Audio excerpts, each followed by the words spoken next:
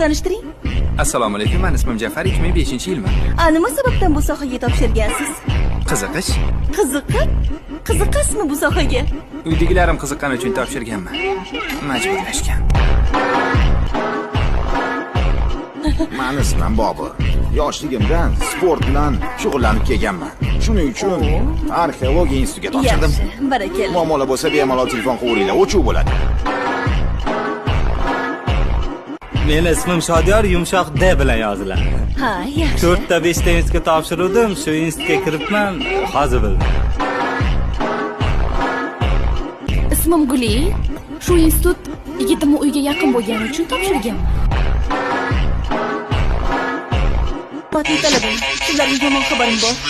Ming afsuski, ikkinchi pora bo'lmas ekan. Hozir bo'lsa, maktab davrimizni eslagan holda bitta chiqib ketamiz. Bu yomon yangilikmi? Shunaqa yomon xabarlardan tez-tez eshitib turaylik, ha? Ketdik.